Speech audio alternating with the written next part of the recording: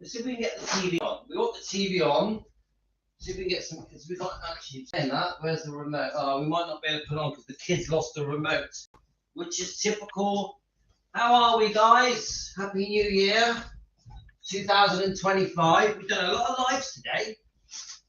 I'm just seeing if there's a spare remote. No. Oh well. Right. Okay, we've lost the remote, so. Oh, I wonder if I can use my phone. 1 second, guys. Let's see if it lets me do my phone with it. Come on, we need some Elvis. Fire stick. Number 4. No. Not working. So you guys are chatting away. No. Might not work. Anyway, so what I want to do, so I'm just checking. How is everyone? All right? Happy New Year 2020. Linda, I've done a live for you because I feel guilty that I keep forgetting to message you. I keep forgetting to message Linda. I don't know. Guys, from now on, please remind me to message Linda. I know I have to message her on WhatsApp, but I keep forgetting. It's driving me mad. Right, let me just see if I can get this remote to work. So it only works if number 4 comes up on the fire stick. We need number 4. Do any of you have fire sticks? Number 4 is not coming up, so we can't do it. All right, maybe later. Maybe later. Right, okay. So it doesn't matter. We'll be fine. So just checking your messages. So is there an Aloha concert on also, or the Hawaii concert on TV or something? Yes, you're right, Linda. But it's I think a couple of people have messaged me saying Elvis in concert is on TV. Is he or not? So I don't know. Anyway, we are going to carry on. Like I said, my message before. Right. We're going to carry on with the Priscilla Presley 1980 Tom Snyder interview. We only got about 7 minutes into it. I've already posted it on our channel. We've already done one live on the first part of it. What we noticed was every 10 seconds there was another lie. So remember, we are defending Elvis Presley. Fans want the truth. Why do we throw in there fans want the truth? It's because we've been lied to for decades. As long as we can remember, many of us here are 30, 40, 50, 60, 70, 80, even 90. We have been lied to as long as you can remember. Let me just tell Salvatore we're live. There we go. Salvatore fell over, hurt his leg. He was in hospital, but he's okay now. Salvatore, where are you? But he said he's okay now. Right, I've just messaged him. So we have been lied to, guys. Spoon-fed lies, as long as we can remember, from our childhoods. I'm 57. Many of you are in your 50s, 60s, 70s, 80s. We have been lied to our whole lives. Who has ever, when you really think about it, who has ever gone, guys, who has ever said, did you know that a lot of the things that are said about Elvis are lies, are the truth twisted, exaggerated, turned upside down? How many people have said to us, oh, did you know that most of the things in the Elvis and Me book were made up by Priscilla to reinvent history, to brainwash the public, because Priscilla thinks the public are gullible? Who'd have thought it, guys? Who'd have thought it? All these lies in all these books, and so many people have fallen for it. So many people have fallen for all the crap. It's unbelievable. But then you've got, I don't want to sound rude, but then you've got people believing this book. So come on, guys. It's a complicated world out there. Now, I'm not against that book. I'm just making a point. It's a bit of a farce, isn't it? So people choose to believe every word in this book. Then you compare to the other books. It's a bit silly. It's a bit silly. But, you know, people, obviously, I respect people's views, rights to believe whatever they want. Anyway, right. I am now going to start reviewing the next section of the Priscilla Presley 1980 interview with Tom Snyder. Do any of you remember Tom Snyder? I'll be honest with you, I don't remember him that well. Maybe a little bit. Let's get it up. Let's get it up. Right. So Priscilla is looking dashing. She's looking very beautiful. And I've always said it, Priscilla used her beauty in the 70s, and I would say the 60s, but the 70s, to get everything she ever wanted. Priscilla, everything. She used her beauty to get what she wants. So actually, do you know, I've just posted this video. I'm going to play it for you quickly because I thought it was cute. So it's Jerry Schilling saying Elvis was a perfectionist. Jerry Schilling looking young. Let's play it just for a bit. If it's going to let me. Right, let's have a look. I've got a different... Elvis was a perfectionist. Right, here we go. In everything he did. Elvis was a perfectionist in everything he did. I mean, even in the Army, you know, part of his promotion is he had 2 extra sets of outfits that he would go home at lunchtime and change. But he could not stand a messy house or a dirty car parked in front of his house. I mean, he wanted everything spotless. I mean, he enjoyed things. You could sit around, you could lounge around or whatever. But I think the man had nothing. This man really worked. You go back and look at what he did, 54, 55, 56. There's no artist on the road today that could even do that. He worked hard. He was proud of things. He cared about things. Yes, he gave things away. He even cared about that. But as he told me one time, he says, money and things are only a symbol of energy. And this is what I put my energy into, and I want it respected. And that's how he lived. Elvis was a perfectionist in everything. There we are. Very, very young, handsome looking Jerry Schilling. I mean, come on, he's a good looking guy, wasn't he, Jerry Schilling? He's still not bad looking, is he? Is he 76 now? 76? He's all right looking, isn't he? What do you reckon, ladies? Do you think Jerry Schilling is handsome? Okay, let's have a look. So now we're going to find the interview, if I can find it. Here we go. Don't, or you hope will never happen to you. Right, I just checked your comments before I... Radio 2 Ultimate, yes, it was Suspicious Minds. I saw it. I didn't watch the program, but I knew the results because Linda told me, but not just that. I saw it on a short on TikTok. Yeah, Cherie, he looks good for his age, doesn't he? He was always the handsome one, wasn't he? Do we agree there, guys? It's a shame that he was so friendly with Priscilla. Now, was Priscilla able to resist him? Now, Linda did say that Priscilla was involved in this BBC, you know, with Vernon Kay. Priscilla was involved in that. Is that correct, guys? I think Linda said it to me. Why does Priscilla have to be involved in everything? She split up from him. They broke up in 1973. It was officially over. So why has Priscilla got her hand in everything? She's not even part of Graceland anymore. You've got the Netflix documentary. She's in that as well. It's like, why? When are the world going to wake up and go, hello, they divorced in 73. Elvis had loads of other girlfriends. Elvis went on with his life. It just doesn't make sense, does it, guys? It just doesn't make sense that the whole world treats Priscilla as if she is Elvis's wife.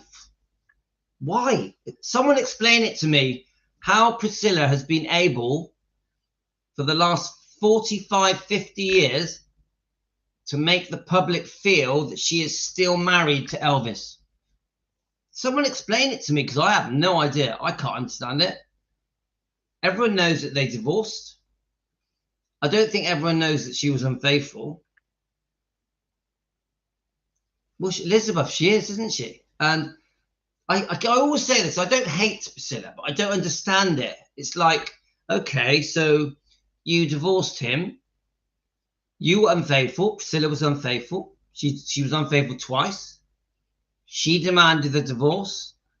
Then she ripped him off on 2 divorce settlements. And then through her life, she ripped off Lisa Marie. Even when Lisa Marie died, she's shown no grief. But the public still treat Priscilla as if she is Elvis's wife. I will never get it. I will never understand it. You've even got, you think about it, guys. You've even got a book like this that is, we know is truth because it came out of Lisa's mouth. Yeah. This book has exposed Priscilla and Michael Edwards for their wrongdoing, because they're both responsible for the SA abuse, alleged. Yeah. This book has really exposed Priscilla, hasn't it? It's exposed her as a bad mother and who turned a blind eye when there was abuse. Yeah. But the public still treats Priscilla like a hero, like Elvis. You know that when she walked into the book signing event, which was, I think, was in the building in front of Graceland, yeah? They stood up and gave her a round of applause. Guys, seriously. Seriously, I'm telling you guys, when Priscilla walked into that book signing event, that was the book signing event, the whole point of it was for Riley to promote this book, From Here to the Great Unknown, in Graceland, yeah, which to me is the most important place to promote it. They cheered. They cheered. They all stood and gave her a standing ovation.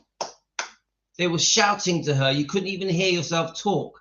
The reason I know that is because 3 of the people that were on our show were there.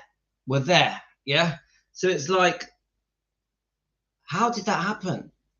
And if you go on YouTube now and pull up Priscilla, and that where you get the paparazzi following her, they're chasing her.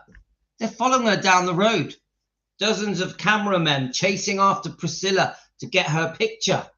And then she sort of, in a bit of a moody way, because she can be a bit pissy and moody, reluctantly signs the autographs. Oh, I'm Elvis. I'm so busy, I'm Elvis. You get it, guys? You get what I'm saying, guys? It doesn't add up. I don't understand it. I don't get it. It's driving me mad. So let's have a good. Yeah, so let's have a look. There was a very sweet thing he said about Elvis. Yes, it was. It was a cute little Jerry Schilling moment, I thought. Priscilla even had to have say in the BBC Top 40, it makes me sick. I loved it until Suspicious Minds became #1.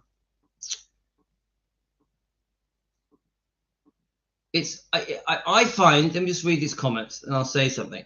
Aloha from Hawaii was on Sky Arts. That's what is being watched, because I messaged someone and they said to me they're watching it. The Searcher was on the Sky documentary as well. Yeah, I need to watch that again. I have watched it before. I can't believe I was loving the Elvis and Vernon, then it was ruined by Priscilla having to say something. Do you know what? This is what I think. Yeah, you do get it. Yeah. I feel that anyone that does anything that involves Elvis that's important, to add credibility to what they're doing, they feel they need Priscilla. It used to be Priscilla and Lisa, but now it's just Priscilla. It could be Baz Luhrmann's film. It could be the Philharmonic Orchestra. Whatever it is, could be an auctioning an aeroplane or something. they feel that if Priscilla's there, it gives it credibility because she was his ex-wife.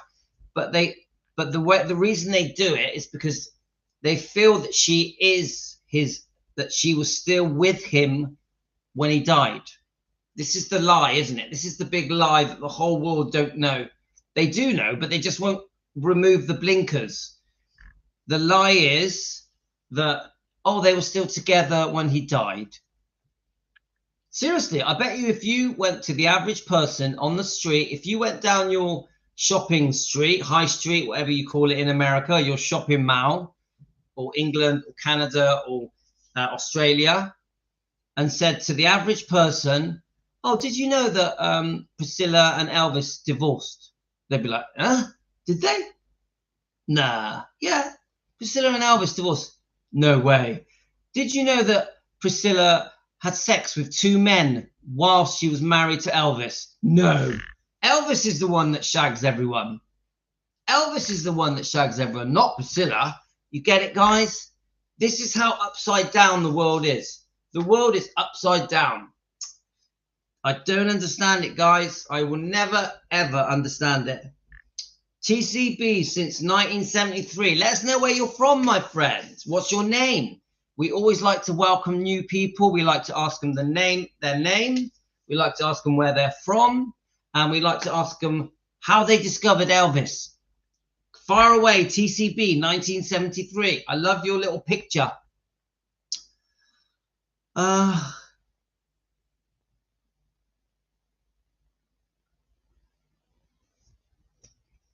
Right. Okay. Right. I'm going to start playing this. Remember why we're playing this. We're going to pick out the lies. We're also, let me just move this over. We're also going to keep stopping every time we see it, we hear a lie. Yeah. So this is a review of the Tom Snyder interview in 1980. Okay, guys. Now this was before the book. So when she first, the later part of the 70s, she actually wasn't too bad about Elvis. She was, the things that she was saying, yeah, about Elvis. Yeah, TCB, what's your name and where are you from, my friend? We need an introduction, yeah? Right, so Priscilla Presley, interview with Tom Snyder. At this point, she was only beginning to go, oh, I'm going to change the public's mind. I'm going to change the public's mind. I'm going to, how can I say it? Portray myself as a victim. Elvis mistreated me. She wasn't going to admit her wrongdoing, her unfaithfulness, her money grabbing. She wasn't going to do any of that. She wants to be the victim. So, okay, right. Let's have a look. So, yeah. So just one. I do. Let's have a look. So, all right. Hi. So TCB is from Cheltenham. Hello, TCB. You're in the UK fan club. Welcome to Defending Elvis Presley. Elvis, you collect records and have over 2,000. Wow, very impressive. Visited Graceland in 1984. Wow. When it still felt like home. Oh, that's a really nice thing to say. Well, Steve, welcome to Defending Elvis Presley. Have you watched us before? We go on 2 or 3 times a day. We do a lot of live streams, but we also post videos, vintage videos, and interviews every day as well. We've been doing this for a little while, so we're all sort of getting to know each other. Yeah, we're a family. Our purpose is to defend Elvis and Lisa Marie and the bloodline, but we also do videos about Elvis, anything related to Elvis, and we read lots of books. And one of the big things we do is we are demanding justice for Lisa Marie against the treatment at the hands of Priscilla and Michael Edwards. So justice for Lisa Marie is important to us. Right now we are reviewing this video with Priscilla. It's a 1980 interview. We're going to pick out the lies so we can defend Elvis and Lisa. Are we ready? You're very vulnerable at that point in your life when you're in the limelight. And God, hang on. the world is to explain that to a child, you know, who she cared very much about a lot of people who were in the group, and even, you know, today, There to we see go. these books being written, thinking that these were her friends, these were part of the family. Why, you know? Has it been difficult for you to explain to her some of the things that have been written unfairly and erroneously about her father? How do you do that? Oh, you just, that's Tom, that's really difficult. I mean, I keep as much from her as possible. She hasn't seen a lot, and she doesn't want to believe a lot of it.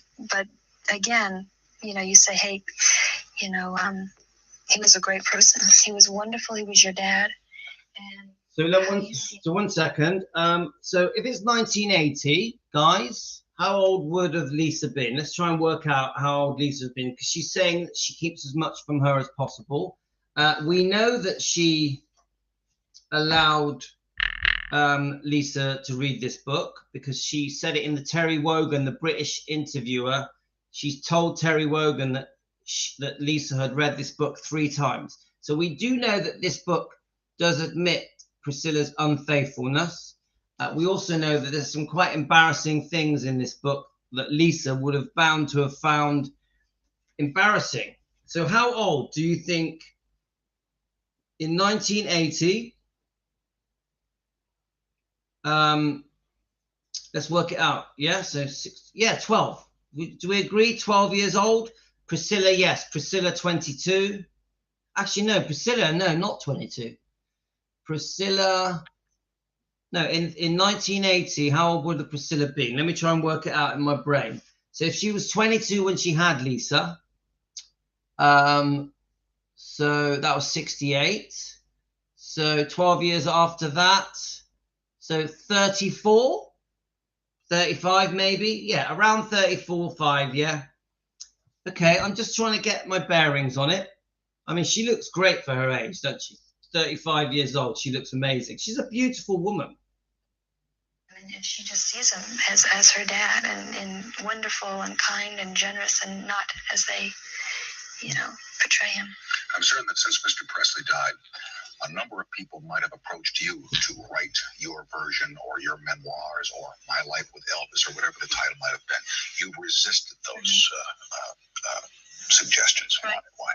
Well, I don't feel at this time in my life why should I do that? I mean, I don't. I'm still living my life. My daughter's still living her life. He's had so much written about him that I think enough has been said. I hope the people, the public, will see him as a great entertainer and a great person, and not, you know, what people have portrayed him. I mean, there's so much untruth about a lot of that I couldn't see that. I couldn't see doing that. Will the day come when you would sit down and write the correct version that you and you alone know? I don't know. I really don't know. I think what I'm doing is kind of observing a little bit. I'm kind of watching to see, you know, what's being done. Maybe there will be a time. Maybe There was. After I see a little bit more. But someone I agree needs to write the real truth. So right, okay. She just said, someone I agree needs to write the real truth. I have to stop myself laughing, but. So remember, at this point, she's bad-mouthing anything that's been done about Elvis, any rubbish books. You know, there were some not very nice books. Obviously, we all know Elvis, what happened with Red West and Dave Hebler and Sonny West. But there were some other books that were quite cruel to Elvis, weren't there? So at this point, I think Priscilla was at a crossroads. Yeah. So I wouldn't say she was overly ambitious at this point. I think she tried her hand at the Biss and Bow clothing boutique with her partner, with her friend, which I think she sold after about 4 years. But generally, Priscilla is quite low key at this point.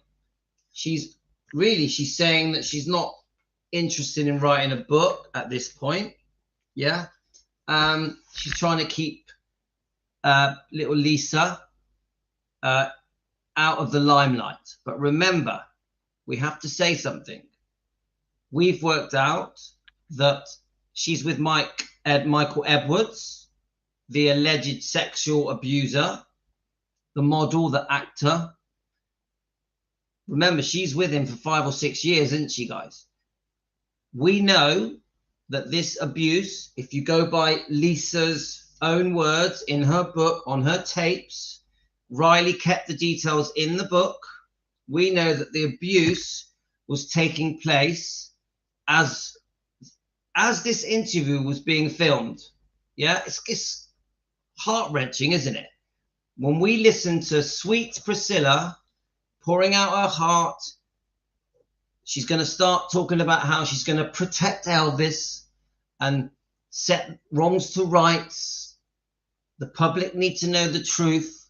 While she's doing the whole poor me, she's acting like Elvis's wife, because that is an act.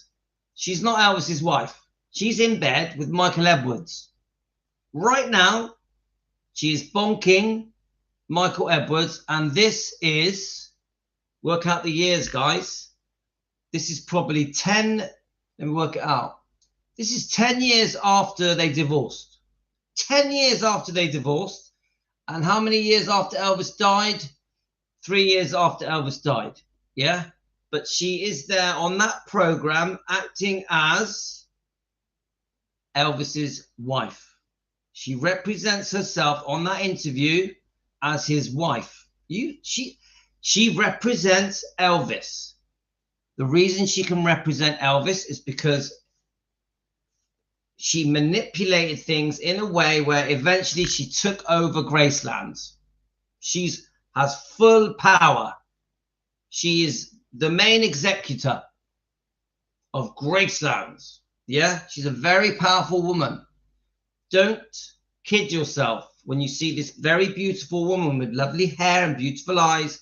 Don't kid yourself. This is a very powerful woman that has everyone under her thumb.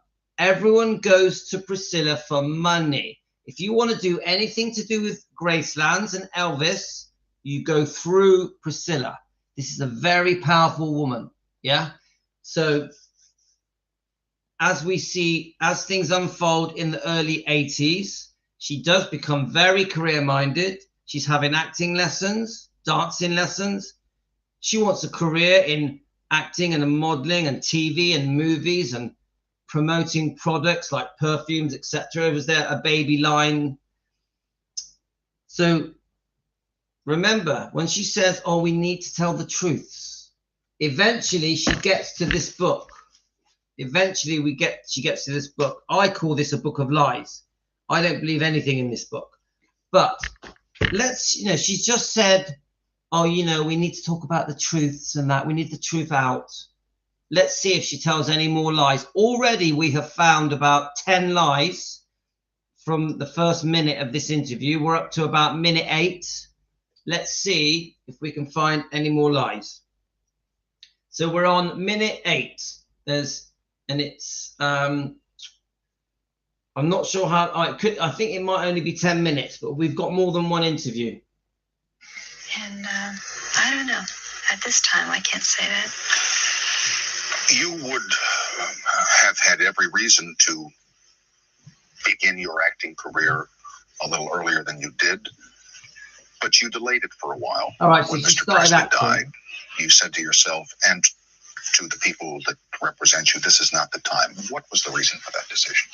Well, so many people cashed in, I believe, on him and his name, and I didn't want that feeling out about myself. I didn't want people to think he's died out, and here comes Priscilla. She's doing the same thing, and which was I was going to do a career. I have a career before he even died. I have an agent.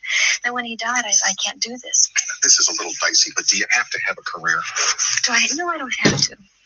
I don't have to have anything. I don't have to have, it's my choice. I mean, are you pretty well fixed? Thanks. Yes, I'm fine. I want a career. I want to be productive. I want to do something with my life. You know, I had a shop in Beverly Hills for 3 years, and it was very successful. And I sold it to my partner, and then I kind of sat back for a year or two and thought, gee, I really contemplated on what I wanted to do. And I don't enjoy sitting around. I'm very active. I like doing and experiencing everything. I'm adventurous. I like new things. So why not? Were you up for the Charlie's Angels? Yes. Why would you do the thing on animals instead of Charlie's Angels? Because that's what, again, I feel like I'm growing with it's so educational. I think that's what I'm trying to say. Maybe I'm trying to fool myself, thinking, yes, it can be done. I think it can be done. You know, I enjoy people very much. I learn a lot from them, and I enjoy what I'm doing, especially right now. You know, I'm doing a show this season, which has to do with animals. Now, see, that's something I enjoy doing. I love animals, so I'm doing the things I like to do. 5 years after they married. So I might play the first 7 minutes again, but God, there's so much to say in that last couple of minutes. I mean, one of you mentioned it as well. Yeah. Why does Priscilla have a life of luxury? Yeah. Because he's talking to Priscilla, Tom Schneider. He's talking to Priscilla as if she has achieved everything. She has achieved so much. She never achieved nothing. She didn't achieve nothing. We know everything that she's got in her life was because of Elvis. Everything. If Priscilla had not have managed and maneuvered herself to be able to move over to Graceland, she would have literally had a very normal life, a completely normal life. She would have grown up in a small, humble home. She would have got a normal job.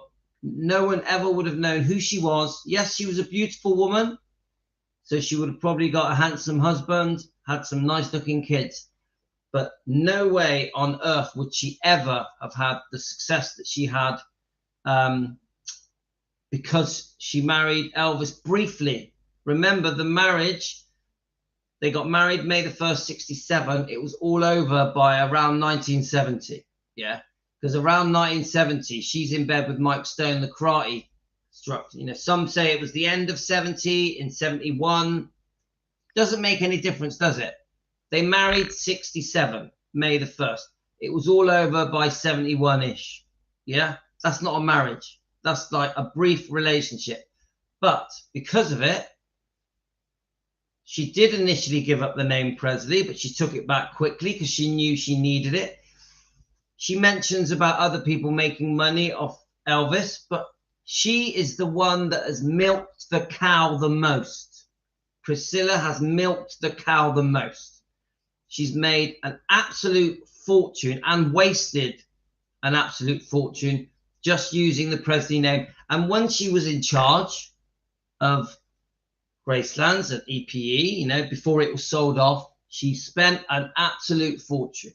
So she sits there, I think, very happy with herself, very comfortable in her own skin. She looks quite confident. And she talks to Tom Schneider as if she's like this very wealthy woman that has achieved a time in her life where she doesn't need to work. So Tom Schneider is like, you don't need to work. What do you want to be an actress for?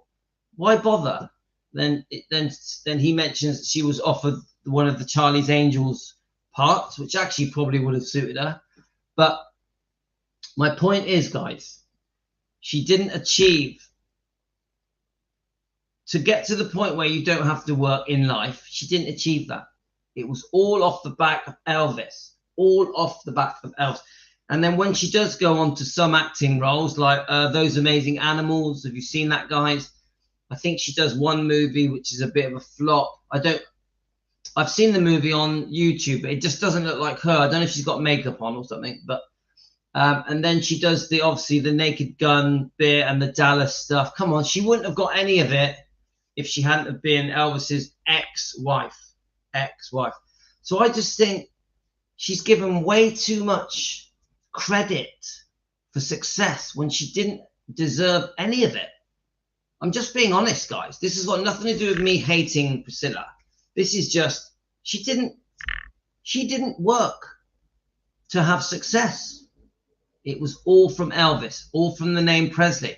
And I think as her career dwindled, I think she then turned to the Presley name again and then started, and she made it her role in life to spend her life promoting anything Elvis, yeah? So, you get what I'm saying, guys? I just think, it's hard to explain.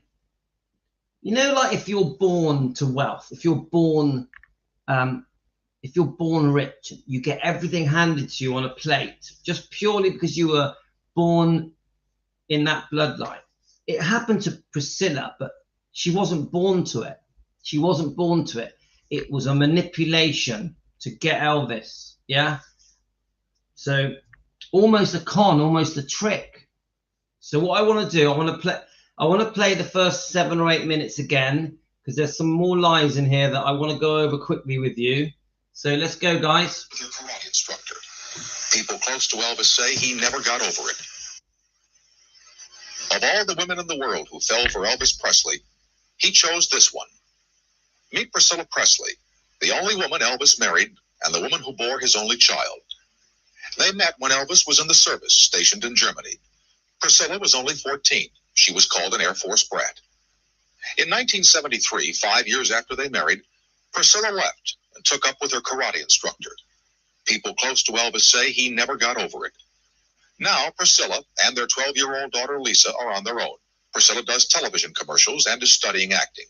This fall, she'll host a program about animals for ABC. From Los Angeles, Priscilla Presley.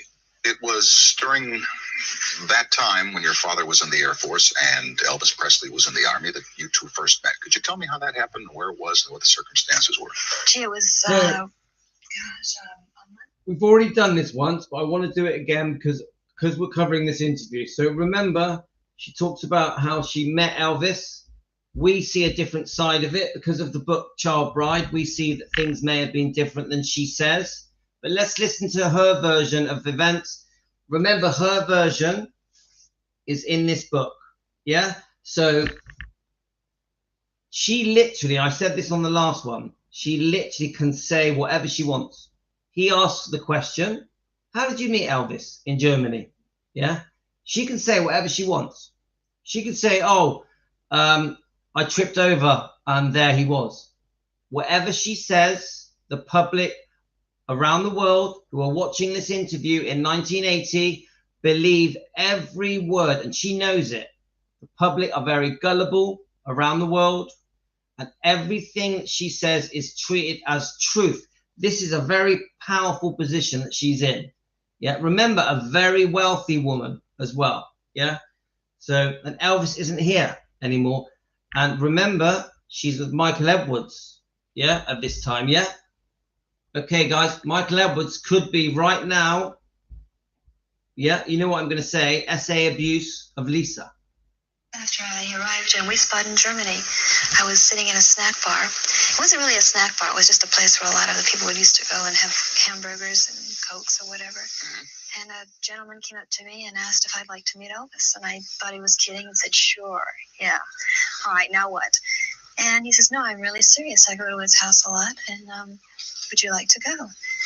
And I said, I still didn't believe him. And then it was another day that I was there. He was also there. He said, so I want to comment on that thing.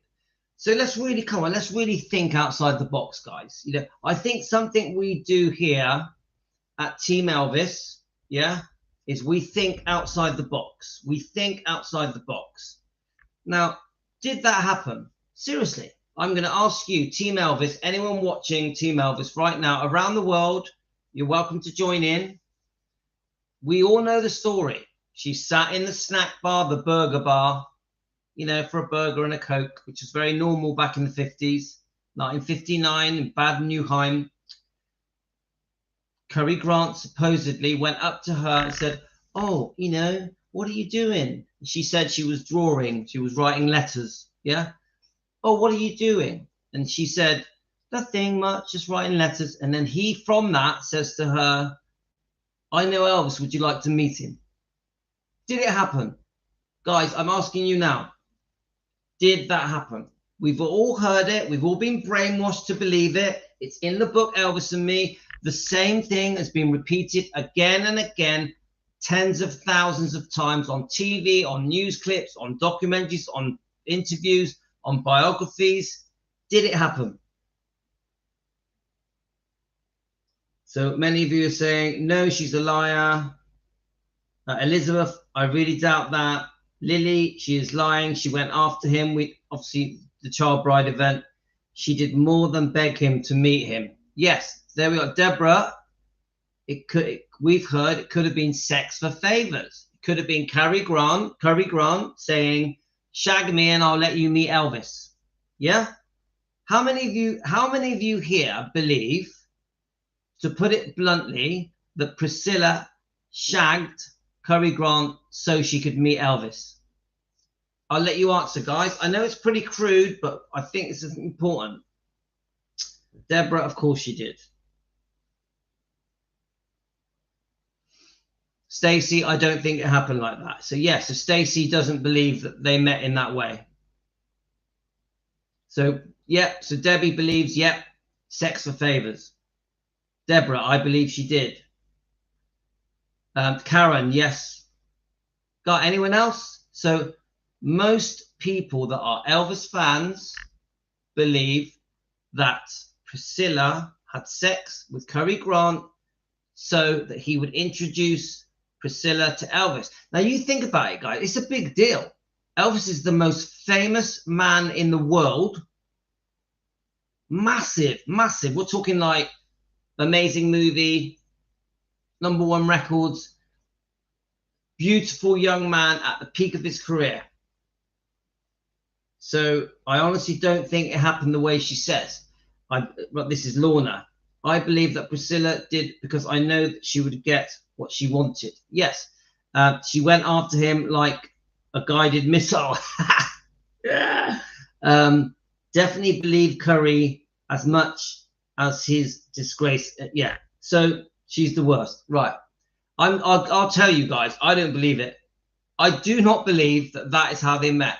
And I always, I'm a very instinctual person. Yeah, I tend to go with my gut feeling on things. I'm not always right, but my gut feeling is that it doesn't feel right when she's saying it, when she's talking about this, one of the most famous meetings ever in history, How I Met Elvis.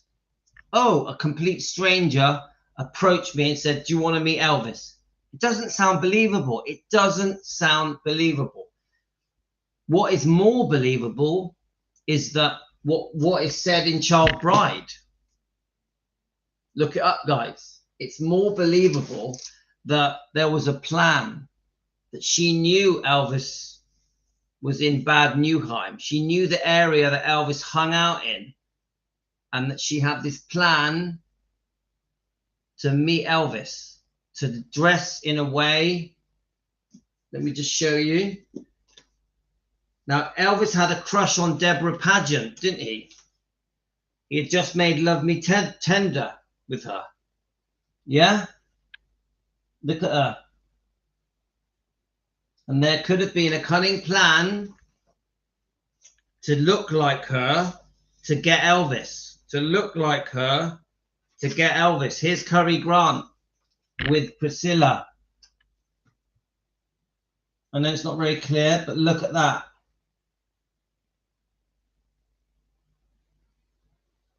A plan to hook Elvis, to look like the girl that Elvis had a crush on, Deborah Paget, off the film Love Me Tender. She knew what Elvis liked. I know it's not very clear, guys. The plan was that Cary Grant would introduce her to Elvis, the multi-millionaire, the most famous man in the world, who lived in a mansion, who just happened to be staying in Bad Neuheim, which was very close to the village that Priscilla was living in. Deborah, do you remember the name of the town that Priscilla was staying in? Was it Wise? It was Wise. Say it. Deborah, do you remember it? Starts with a W. I definitely believe in Child Bride, in the way that she got to meet him, she definitely had a plan. I think so, because the reason I think it's Wise Biden. There we are, Deborah. Wise Biden. So Priscilla was living close by, wasn't she? It wasn't that far away. We all have been teenagers. It's not that far-fetched that a teenager would do anything in their power to get the most beautiful man on the planet. Any teenager dream would come true. Yeah, I understand it. It's Elvis. If you look at her film and her book, she didn't want to move to Germany. She went to Germany because she was forced to, because obviously her father was stationed there. Yeah. Well, there could be another story here, that before, this is what it says in the book Child Bride, before they moved to Germany, before they were stationed, they knew where they were moving was close to Elvis, and there was a plan to get Elvis. This is what they say, guys. I can't tell you if it's true or not. I'm just saying, I don't believe her story. I don't believe that it was a chance meeting and a complete stranger that knew Elvis very well approached a 14-year-old girl and said, do you want to meet Elvis? I don't believe it. I don't believe it. I think it's bullshit. I'm inclined to believe that Cary Grant and Priscilla had a plan. And I don't think Priscilla was a sweet, innocent virgin. This was all part of the plan. Everyone knew that Elvis didn't like girls that had been around, that had a bad reputation. I don't think men did in the 1950s or the 1960s. So part of the plan was to be sweet and innocent, to dress in an innocent way. Part of the plan was Elvis had to believe that she was a virgin. Yeah? Because in the 50s and 60s, you didn't want your girlfriend to be a slapper. Okay. I'm serious. I told him about you, and he'd like to meet you. It sounds very, offbeat, but that's exactly how it happened. And I asked my parents. My parents were very leery. Let me rewind it. Now look at her face when she says, "Oh, it sounds very offbeat. It sounds very." She's almost admitting that she's lying. Right, you ready? And asked if I'd like to meet Elvis, and I thought he was kidding and said, "Sure, yeah. All right, now what?" And he says, "No, I'm really serious. I go to his house a lot, and would you like to go?" And I said, I still didn't believe him. And then it was another day that I was there, and he was also there. And he said, I'm serious. I told him about you, and he'd like to meet you. It sounds very, offbeat, but that's exactly how it happened. And I asked my parents. My parents were very leery. Didn't think, had really checked him out to see if it was okay. And I went, and from that moment on, we started seeing each other. I didn't know at that time if it was ever serious. I mean, it was just something. He was very lonely, and I occupied a lot of his time. I mean, he had an affinity toward me. He had a great care for me. So she didn't know if it was serious. He had an affinity for her. Remember, I said this on the last live. Elvis was seeing other women. Elvis was seeing other women. She's talking about Elvis as if he was just with her. He had an affinity for just her. No, it's very well known he was seeing the secretary. I think her name's Stefan. And there's 3 other girls in Germany that Elvis was seeing. So she likes to give the impression that at 14, they were together as a couple, as a boyfriend, girlfriend, and then they stayed that way until they divorced. It is not true. They had a brief friendship. It wasn't a romance. Elvis was also seeing other women. Elvis made it very clear that she was too young. Yeah? And let's keep listening, guys. I guess after we saw each other for the 8 months that we did, I figured I'd never see him again. Right. I didn't think. Remember, another lie. It was 6 months, and they weren't seeing each other every day like a proper couple. It was on and off now and then, a friendship for up to 6 months. It definitely was not 8 months. And then he started calling me. And Well, hang on. Again, he was not calling her. When Elvis went back to Germany, he didn't see her for 2 years.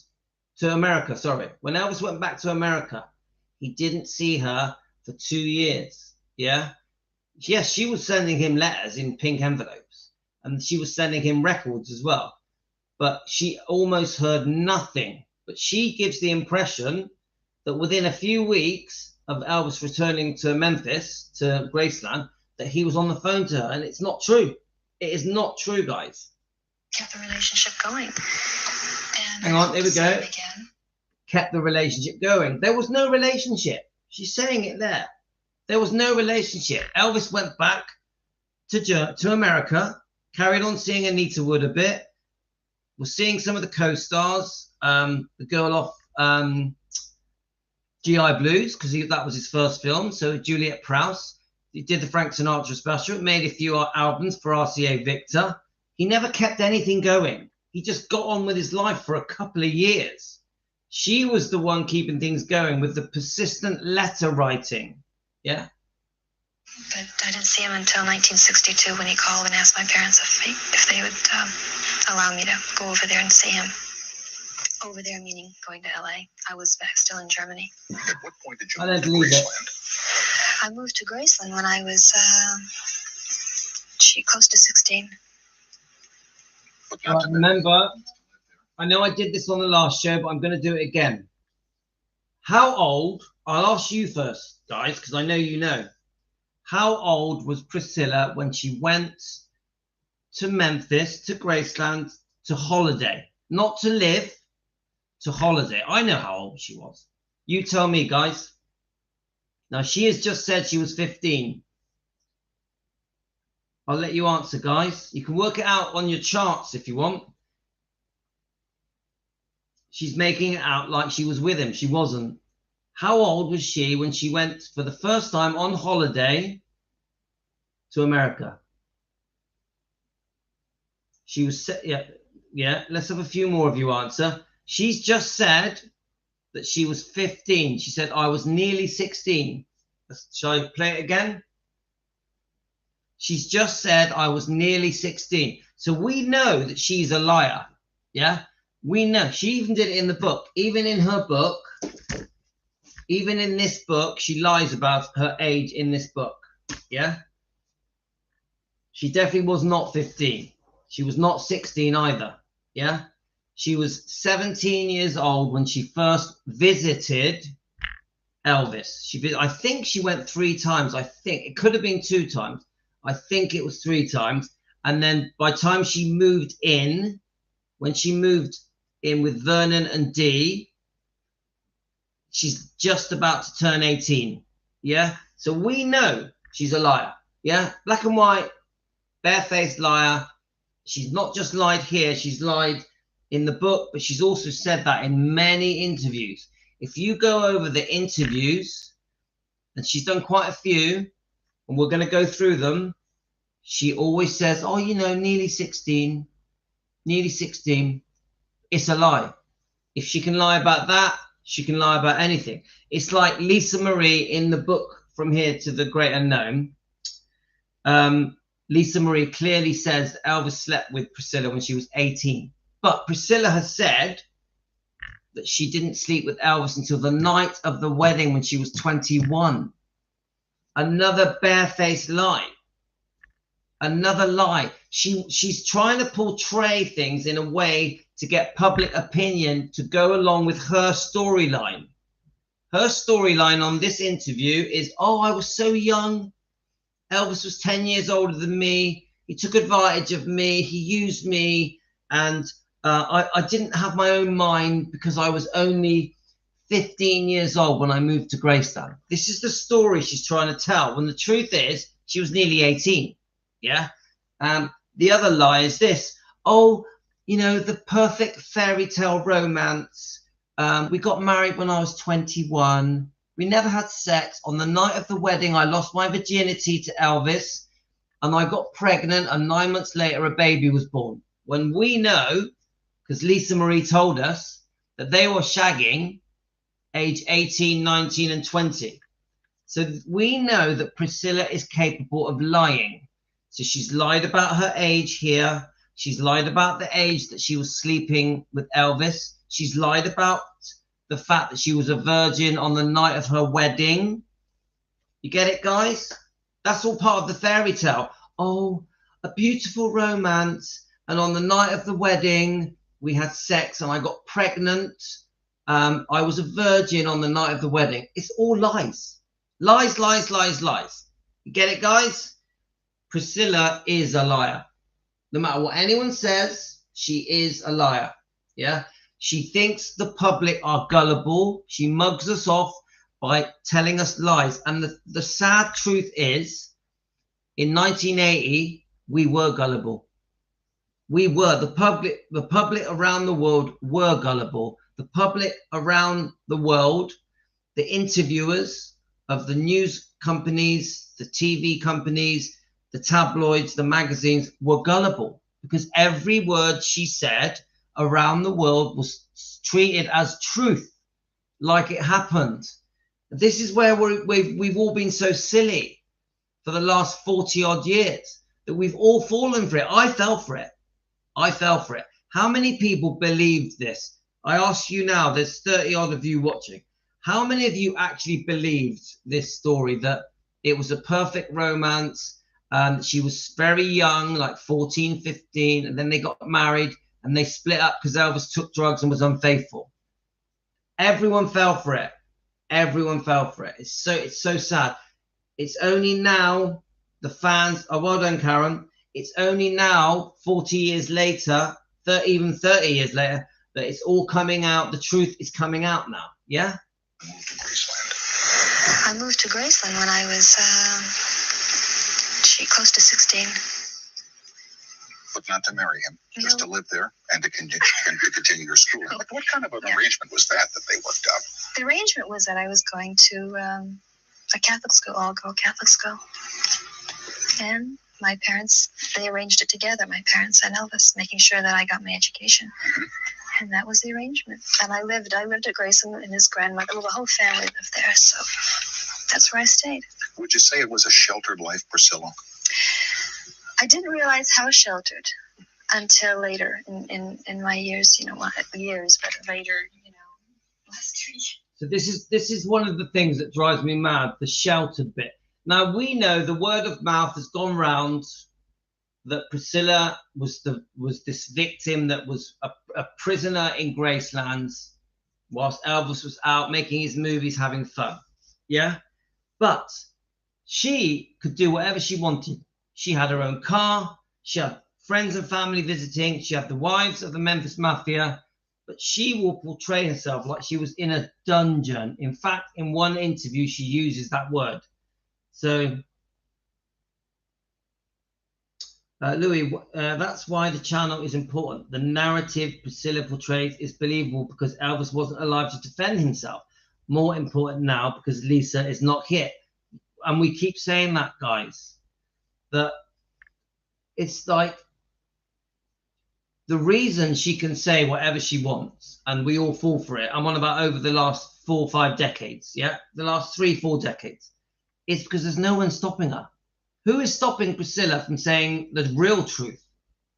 The only people that disagree with Priscilla are the fans. The fans. And remember, before internet, how could the fans speak up? They couldn't. They couldn't. How could anyone defend Elvis before there was internet? You couldn't do it. You couldn't do it. But obviously now there's tens of thousands, if not hundreds of thousands of fans that now see through the lies, that now understand that they've been spoon-fed lies.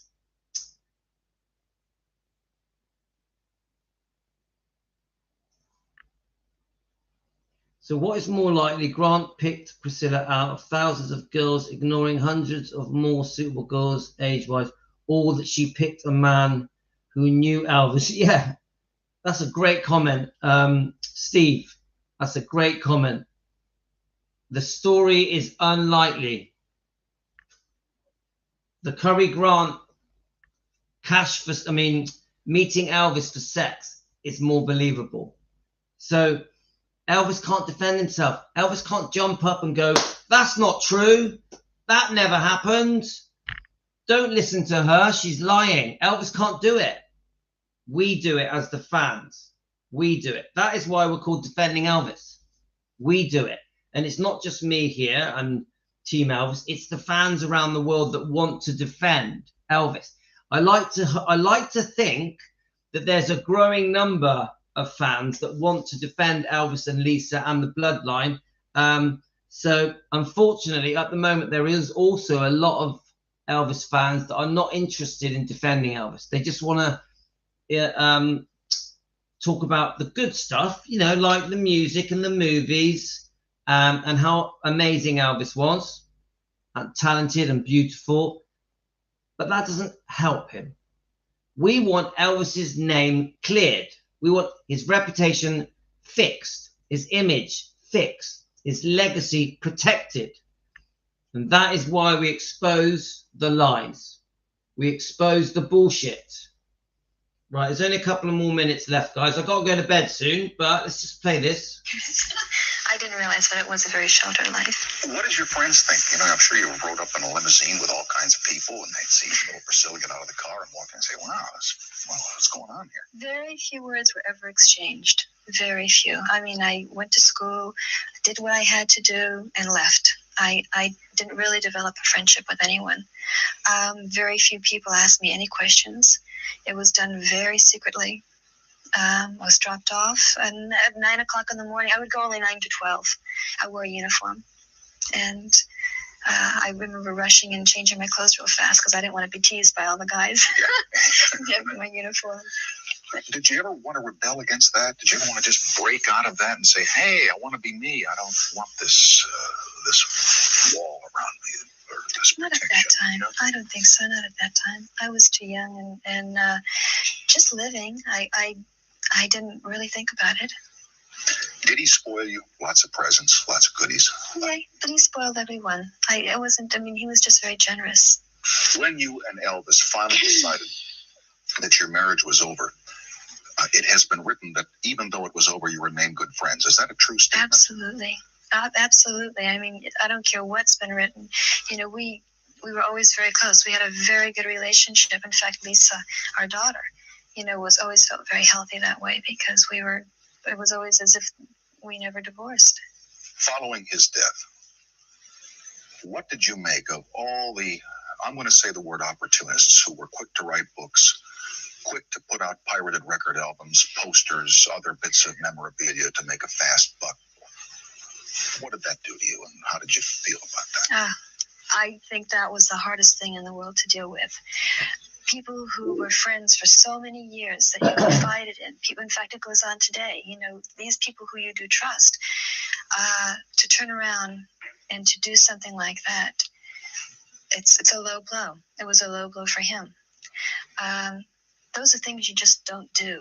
You know, you don't, or you hope will never happen to you. I mean, you're very vulnerable at that point in your life when you're in the limelight.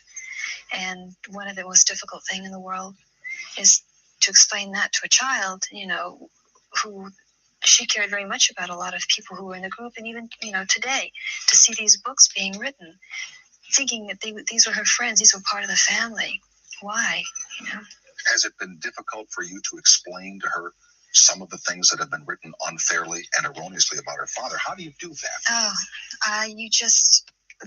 That's Tom, that's really difficult. I mean, I keep as much from her as possible.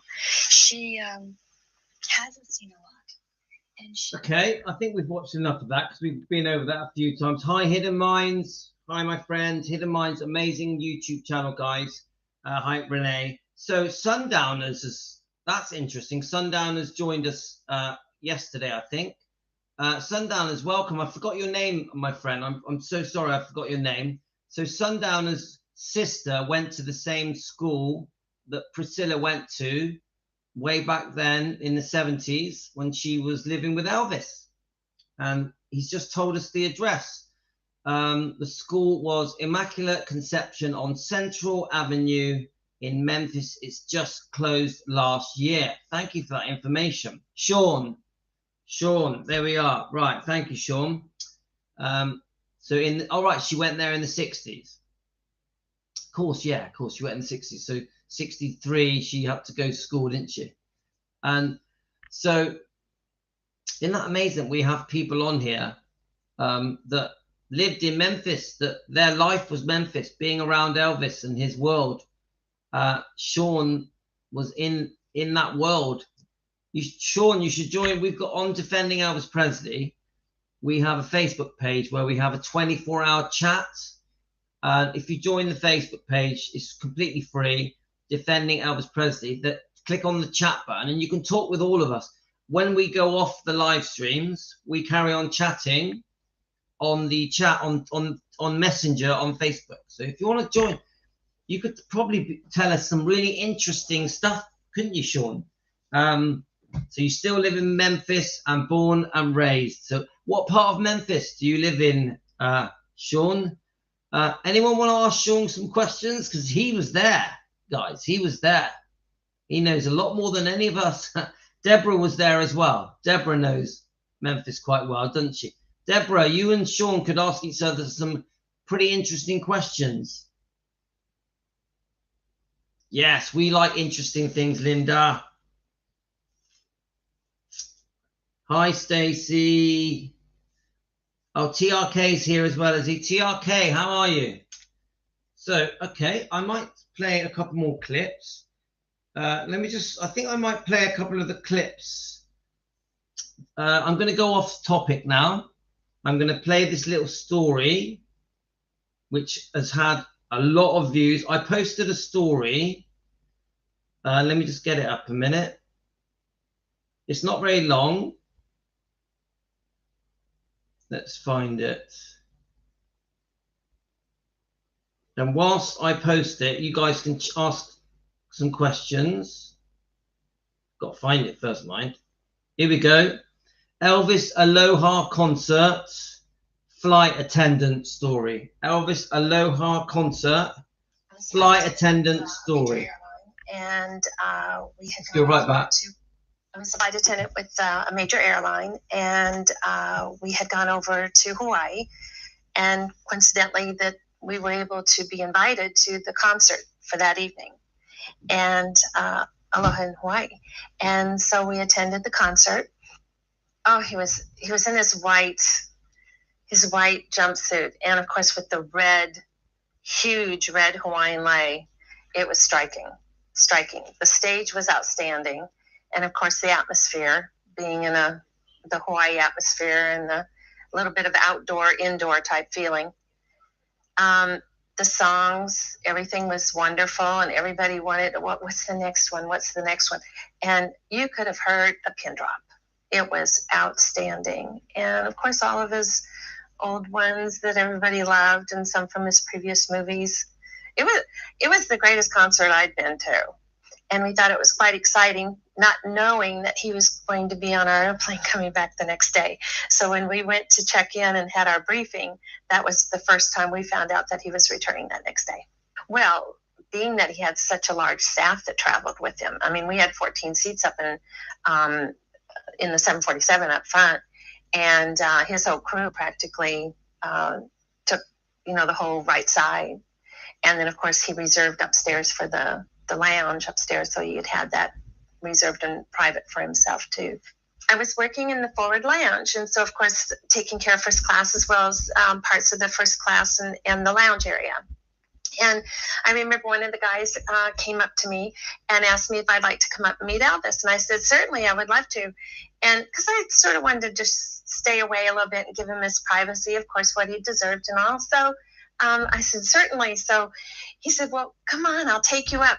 Went upstairs, because they had the upstairs of the 747, the lounge up there, as well as first class, and was able to meet him. I was introduced to him and got to shake his hand and said, I'll never wash my hand for the next year or whatever. So that was quite exciting. But it was just a great group that he was traveling with, and we just had a great time and able to just communicate and talk. And wow. Couldn't stop looking at his eyes. They were gorgeous. And I remember seeing his necklace, and it was the lightning bolt with the diamond on it that says taking care of business. And I thought, oh, those were so great. And he told me that they were a limited edition that he had given his guys. And it just meant a very sincere thing to them. That number one, it was from Elvis, but number two, the meaning behind it. There was one other situation on the airplane that was really adorable. There was a little girl in the back, and she must have been about 10 years old. And we had the curtains closed going up to first class. But she was just bound and determined, number one, to see Elvis, or number two, to just take something that belonged to him, I guess. But she came through the curtains, and she went up to where his seat was, and his jacket was hanging over the back, and she pulled the button off his jacket, and that was going to be her souvenir.